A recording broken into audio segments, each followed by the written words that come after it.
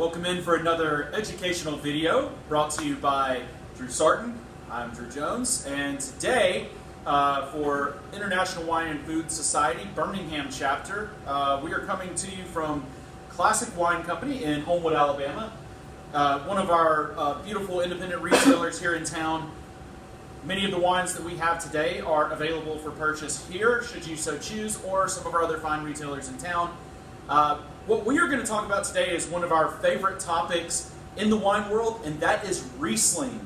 So, in particular with this video, we are going to dive into the world of German Riesling because for most of us in the United States, reading the labels and understanding the labels sometimes can be a little bit of a challenge.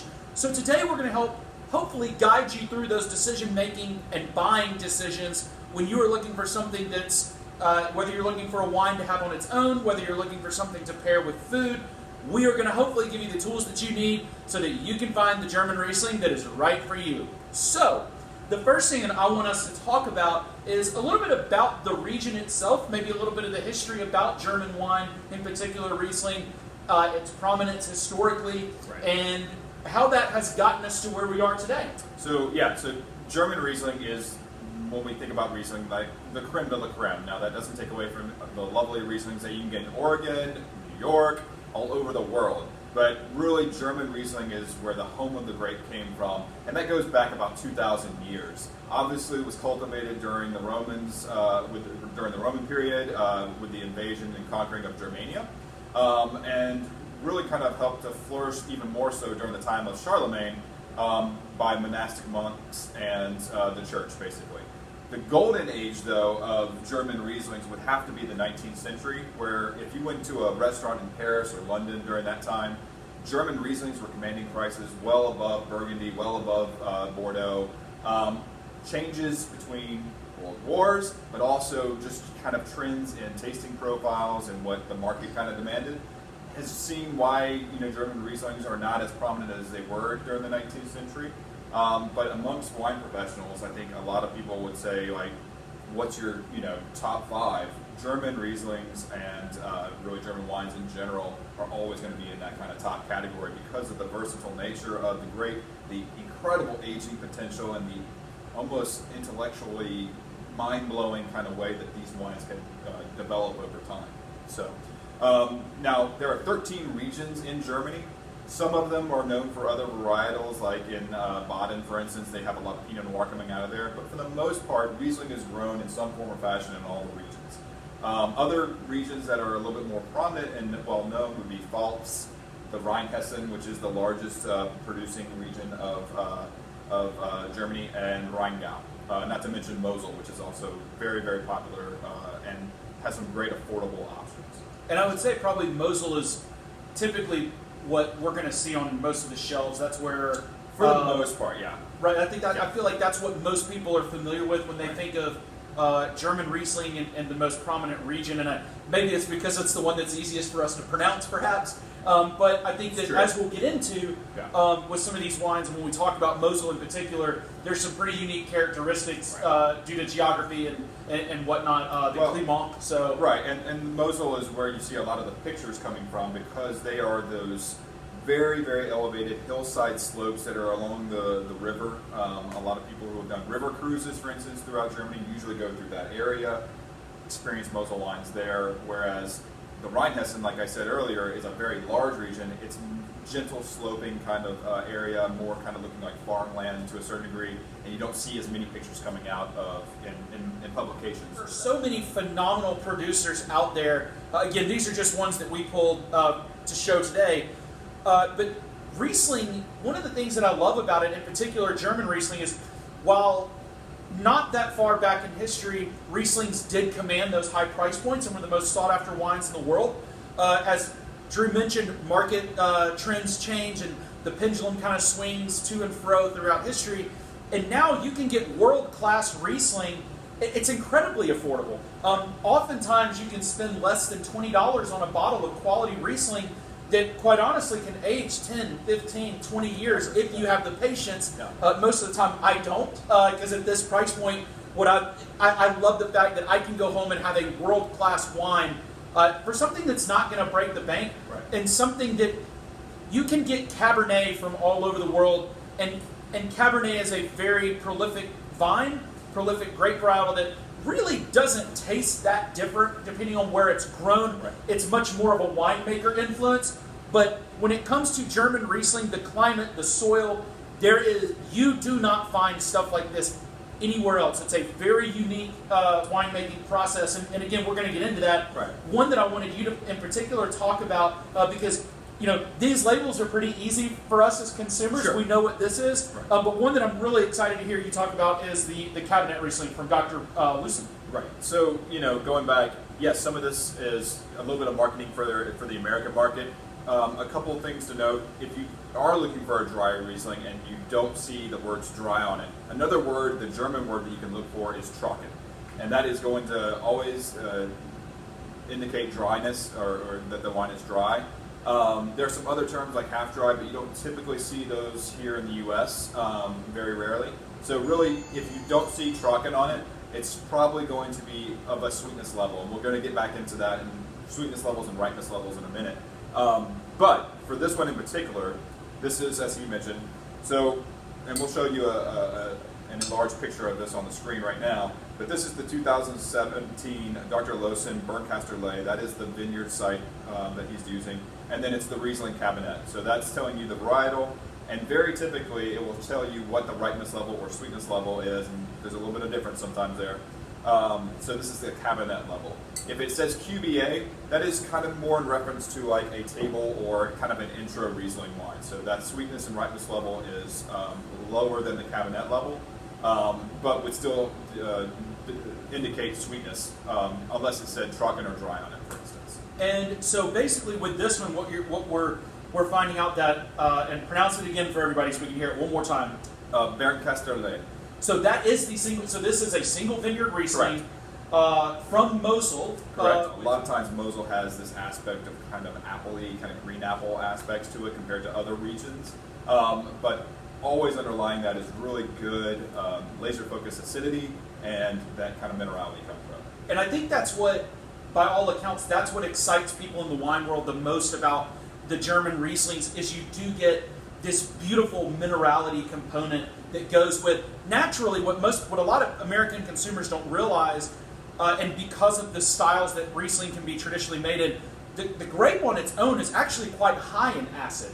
Well, that's what Riesling really stands out, especially in Germany, is Right. it's the combination and what you get every time with pretty much, every bottle, the perfect harmony of fruit, of acid, of minerality, and if you want to distinguish between fruit and sweetness level, So that is why it's fascinating. That's why it ages so well. That's why it's complex, and why it's not like a one-trick pony. And it goes so good with multitude of different foods.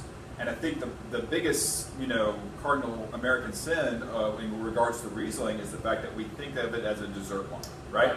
And it's not. It can go with sushi. It can go with spicy food. It goes with, shellfish. I've had aged Rieslings that could stand up to steak. It's a really interesting grape and a really interesting kind of a wine that can be so versatile, and I think it's why it's so popular amongst wine pros. And again, we're going to touch on this here in a little bit more depth in just a second, but one thing that I do want to note, and again, these are also good indicators of where that sugar level, residual sugar level can be. Look at the alcohol content on the bottle. The more alcohol a wine has, inherently, the less residual sugar it's going to have because that sugar has been converted into alcohol. Right. So when we see the drier Rieslings approaching that 12% mark, whereas when you see some of the other styles, this one in particular that I am selfish and we are going to open this and taste it right now, this one is actually coming in at 8% alcohol. So again, when you see those lower 8%, 8.5% range, which 8.5 on this one, that's going to be a really good indicator that you do have some residual sugar there. Right. But to your point, which we'll get into right now, there's a lot of other things to balance that out. Okay. So while we're tasting this, I'm going to touch on the ripeness levels, and we'll put this grid up on your screen right now. But basically, the ripeness levels that you need to know is there's the quality. The QBA, which is the kind of intro level. Then it goes Cabernet, Spätlese, Auslese, Beerenauslese, Trockenbeeren Auslese, ice wine. So that is, at the time of harvest, the ripeness level of the grapes. And that's important because you would think that's also a sweetness level. And in a lot of cases, especially what we see here in the US, that will be true. A Auslese is going to be sweeter than a Spätlese. A Spätlese will be sweeter than a Cabernet. But there are occasions where you can see a dry Auslese that is drier than the Spätlese level. So again, it is made by the ripeness levels at the time of harvest. It's a good sheet to kind of go by, but it's not 100%. To your point, yes, a lot of times we do see more residual sugar the more we go up the scale, and that's also reflected a lot of times in price point. Yeah. Because the riper a grape is, if we've gotten more ripe and more ripe and more ripe, which again, that means we're trying to coax out nuances of things like honeysuckle, honeycomb, stewed melon fruits and things like that. The risk runs a lot higher that you are not going to be able to harvest as many grapes. Well, I would say animals like sugar, you have potential rot, you have a lot of potential issues. So that's why as we go up that scale towards the Trockenbeeren Ausleses and things like that, the price point gets higher because it's a much more risky investment and there's a lot lower yield for the winemaker or the vineyard manager if they let that fruit stay on the vine an extra 3 weeks, 4 weeks, 5 weeks, as opposed to pulling it earlier where you're going to maintain more of those kind of bright green fruits, appley, maybe a little bit of tropical, and then screaming high acidity. And it's not that they do this necessarily like vineyard by vineyard, like, okay, this vineyard's going to be Cabernet and this vineyard's going to be Spätlese. Possibly. A lot more times is these wines came from the same vineyard, and they went by at 1 week and picked all the grapes that they wanted to do for the Cabernet level of ripeness, left some to kind of get into the Spätlese range, left more to get into, or less to get into the Auslese range, and then ended up possibly, depending on the vineyard site, with some wines or some vines that they were going to leave to develop into an ice wine, which is basically when they let it go so long that they're super ripe grapes that are frozen due to the weather. And these are usually picked early in the morning. The pickers have to wear gloves because their hands would freeze otherwise. And then they squeeze these grapes to make this concentrated, almost reminiscent of a kind of a sauterne in that kind of thinking, of super concentrated, really sweet, high acid, high sugar wine that's delicious. This would definitely be your, foie gras, blue cheese, dessert type of kind of category is the ice wine. Trockenbeeren Auslese, same thing. There are some occasions where Beeren Auslese can be kind of drier to where you can have it with some other dishes. But those three particularly are ones that I would focus in on more kind of the dessert range or the savory kind of range. So one thing you're going to always get from certain Rieslings, and the more they age, and this goes back to how these are dynamic aging wines, there's always this little bit, you'll hear this referenced a lot, and you're going to think, if you've never had this kind of smell or profile before, petrol, right? We don't say gasoline because that's just a little bit less marketing savvy, but petrol is a kind of this almost, it smells kind of like a little touch of gasoline, and it's got that fuel, that like raw fuel thing. Now, a lot of times in the Cabernet or in the QVA range, you're not going to get a whole lot of that. Wines of quality will exert a little bit of this, and a lot of times German producers just hate it because they're not the smell, but the fact that we call it that because they're thinking, oh, that's a bad thing. But people that know love that smell. They know that that's going to be a wine of quality. And the interesting thing is, as it ages, that petrol smell could still be there. And so you can have a 30-year-old Riesling, you open it up and you go, oh gosh, it smells like gasoline. And then you go to taste it, and your brain can't handle it. It's gasoline smell and the most fruity, awesome, tropical, honeycomb, like almost nutty, like it's like your brain can't fathom how it's like big a difference there is. Ripe mango, ripe pineapple, and honeycomb all just thrown in a blender, and it's like, but we're doing that at a gas station. So at this level and at this age, there's going to be a little bit of that whiff of smell there to it. You get a lot of minerality and the kind of almost like wet concrete smell that you would, I feel like had freshly rained or something like that. And then in the taste and in a little bit of the aroma, you're getting some of that green apple I talked about. There's a little bit of some tropical fruit, a little bit of pineapple, and kind of pineapple like candied pineapple that's really tasty. And one thing that we do want to mention is like some really cool food ideas. So if I'm having this wine and I'm thinking like, if I'm going to go maybe like charcuterie and cheese plate, in particular, I'm thinking that this wine, it's evoking a sense of, I need things like Roquefort Bleu, I need something like a Camembert, basically young cheeses, degree of kind of funkiness can play with this wine very nicely. What I wouldn't do is I don't see, this wine to me does not say I need aged cheese. We're not going, with this, we're not going Parmesan, we're not going, a 3-year-old cheddar, any Gloucesters or anything like that, but more that kind of soft, unripened, goat cheeses and things like that. I think if I'm going to go more into like the entree realm, I mentioned Thai food earlier. This to me is screaming for like a spicy beef salad. Certainly things like sushi would be an incredible pairing. Just the acid can kind of cut through some of those, richer type fish.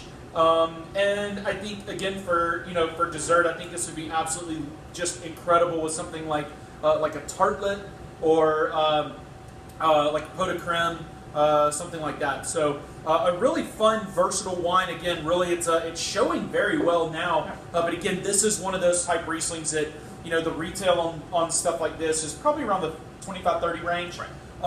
Again, not just for this one, but for similar wines that are like this. And the fun thing is that that's an easy investment to grab 3-4 bottles and have one now, have one in 5 years, have one in 10 years, and then just put one down and then find it 20 years down the road and, oh man, let's see what this is doing. Right. And it's still going to be good. It's still going to be showing. Greater. Yeah. I just had a really fun opportunity to open up some 83 Riesling that was bright and fresh and just to what you were talking about, smelling it and tasting it, it was like, I don't even know what we're doing here. It was so incredible. Now we're going to move on to, again, we've got the QBA, right. We've got a Cabernet, which is what we just tasted. Again, degree of ripeness, Spätlese, but we're going to jump to get another end of the spectrum. We're going to go all the way to Auslese. So this is the Auslese from Schmidt-Zone. This is a 2018. It's 8.5% alcohol, and already you can tell the difference. There's a little bit more tropical fruit. There's a lot more kind of sweetness to this. There's a little bit more viscosity. It's not syrupy, but there definitely is some more weight on the palate for sure.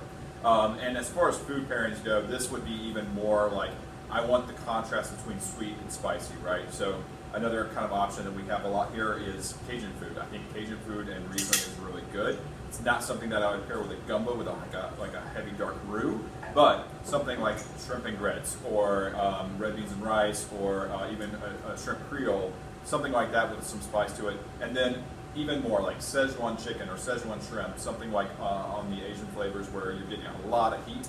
This is going to have that nice contrast to cool your mouth down while you're enjoying that dish as well. And what's nice is these side by side, you definitely get a sense of more of that ripeness that comes through in the wine. Also correlates to the fact that with this, I'm getting more like almost green mango, papaya, apples type things. And then over here, we're getting more into that really soft, fully ripened mango. Apricots, mango, apricots, pineapple. Yes, yes. Much more of those like golden fruits. Right. And I think over time, what we see with wines like this is that we very quickly go down the road of, dried apricots, dried golden dates that are almost like roasted in the oven type deal. So an incredible range, and hopefully you have learned at least a couple of things that can guide you when you are on your next trip to whatever retailer you what's close to you and what's convenient. But check out German Riesling. You can get world-class wine. It's incredibly affordable, and the diversity within one grape in one region is absolutely Crazy. Stunning. Yeah. Thank you. We hope you had a good time watching, and we'll see y'all next time.